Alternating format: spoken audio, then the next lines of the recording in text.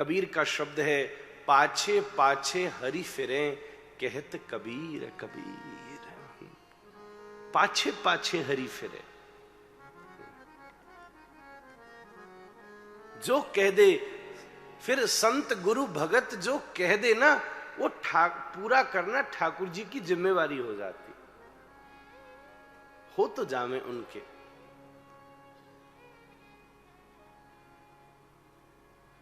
कितना अपने भीतर उत्साह है। एक माता किसी जगह कथा में हमको याद है, हम जहां रुके थे उसके सामने रहती थी।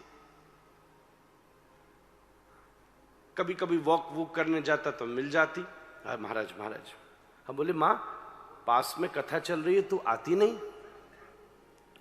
नहीं महाराज, अब कहां हम लोग जाएंगे, क्राउड हमको बर्दाश्त नहीं होता, then weather is also strange, और नीचे तो बैठा ही नहीं जाता मुझसे।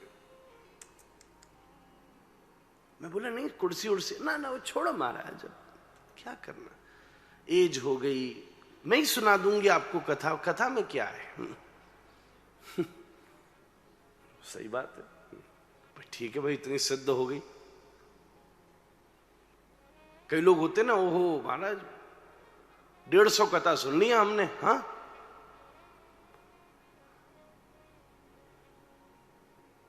तो भैया आपको चिंता करनी चाहिए। धुंधकारी सरीका भी एक में तर गया, तुम 150 के बाद भी यहीं बैठे हो। तो चिंता करनी चाहिए।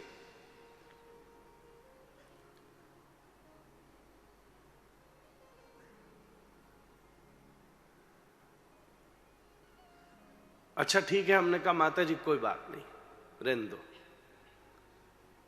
गर्मी, घुटने, क्राउड, सही बात, धूल भी होती है। अब ये तो अच्छा वेन्यू है, पंडालों में कथा हो, खुले ग्राउंड में, तो धूल भी होती, सही बात है। 2 दिन के बाद भैया हम खिड़की से झांके तो देखा दोपहर के 2 बजे अपने घर के बाहर इधर से उधर घूम रही है।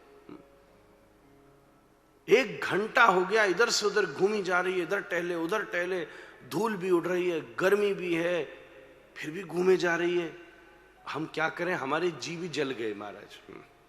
हमने कहा ये तो बड़ी, ये तो बड़ा नाटक करते। सीधा पहुंचा मैंने कहा माता बुरा तो नहीं मानियो, परसों का भाषण हमें तेरा याद है? कहती थी घुटने में दर्द है, चला जाता नहीं, धूल बर्दाश्त नहीं, गर्मी बर्दाश्त नहीं, पिछले 1 घंटे से घर के दरवाजे पे इधर से उधर घूमी जा रही है, झूठ बोलती है।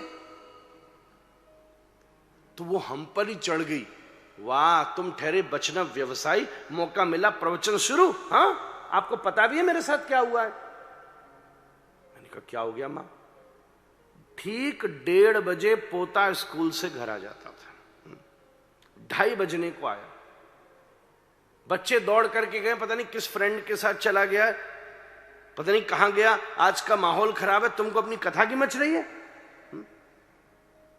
हम सच बोले भैया, हमने उस माता को प्रणाम किया।